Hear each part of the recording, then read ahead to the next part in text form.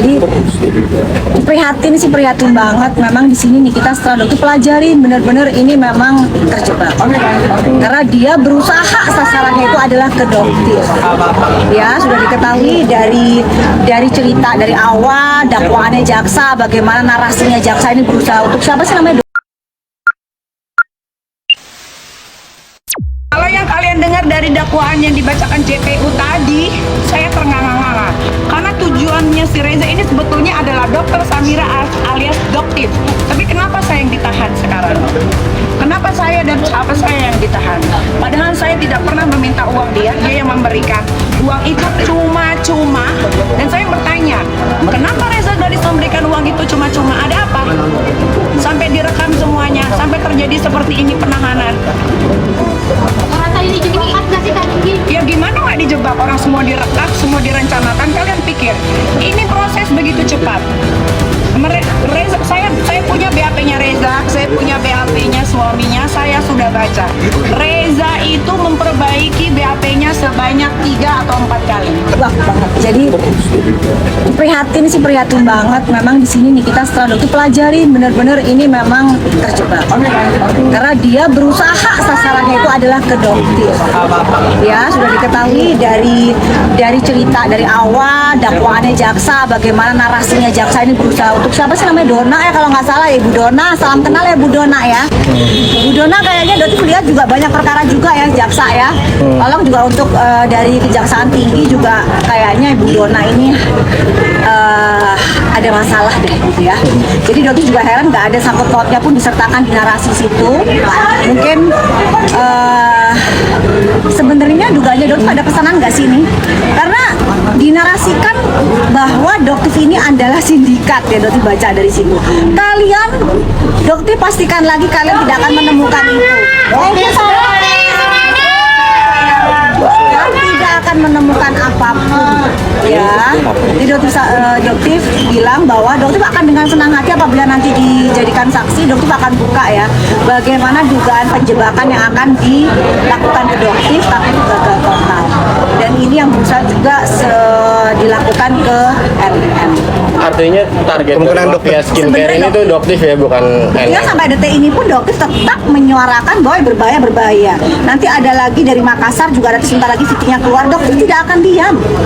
Ya dokter tetap akan melakukan unboxing, tetap akan bicara bahwa produk ini tidak boleh digunakan oleh masyarakat. Hati-hati karena ini merusak wajah kalian.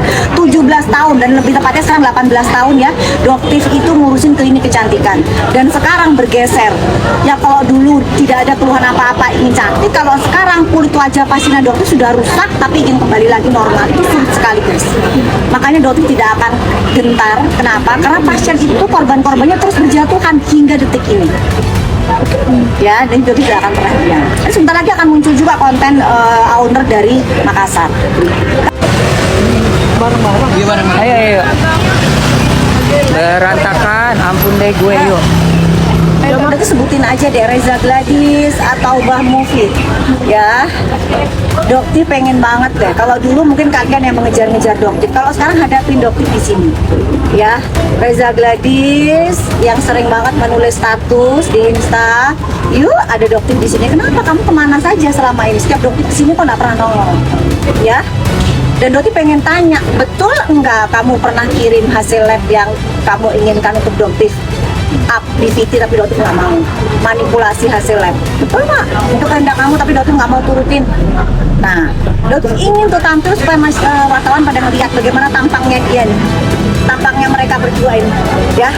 Pada saat dokter tanyakan itu, karena kebohongan itu akan tampak guys ya, sepintar-pintarnya dia menutupi itu gelagatnya akan kelihatan banget. Dan dokter sampai katakan detik ini tidak ada kebohongan yang disampaikan, tetap konsisten omongannya itu ya. Terkait DRL kemarin mungkin seperti apa dokter, yang beliau kan bicara bahwa apa yang dokter bilang itu tidak benar gitu, itu gimana tuh dokter? Yang apa? Yang dokter yang soal tidak ada, semuanya benar. Kalau nggak benar kenapa kok nggak ada laporan atau bagaimana? Tidak ada. Yang masalah apa? Wetoma itu sudah jelas dari Badan POM, saksi ahlinya pun nanti akan ada dari Badan POM.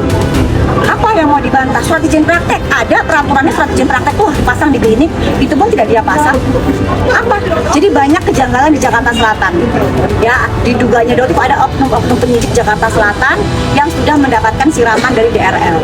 Ya ini dugaannya Dok. Gimana sih Dok mungkin buat ngebongkar itu Dok? Dan karena penegak hukum ya Dok ya, tapi malah ibaratnya Jadi cuma sampaikan begini ya untuk para oknum-oknum penyidik ini dipikirkan kembali ya, dipikirkan kembali, hati-hati. Kenapa?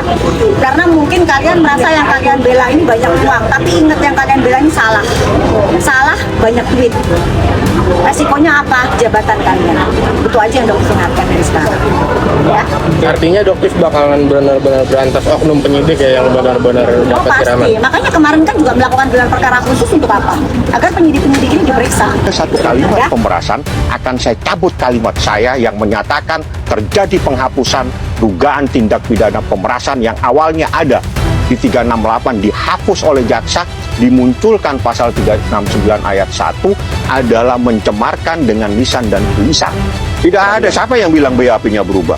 Wong itu dirubah oleh jaksa, berarti begitu jaksa merubah BAP-nya masih 368. Semuanya saya munculkan di detik-detik pembacaan eksepsi dan semua orang tidak tahu. Wah ini master. Tidak ada yang tahu Pak. Persoalan itu saya munculkan setelah jaksa membacakan dakwaannya secara tegas korbannya RJ, baru saya bongkar. Lantas, kemana BPON, Badan Perlindungan Konsumen Nasional?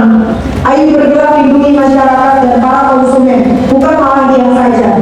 Atau jangan-jangan ikut andil melindungi para mafia produk skincare yang berbahaya.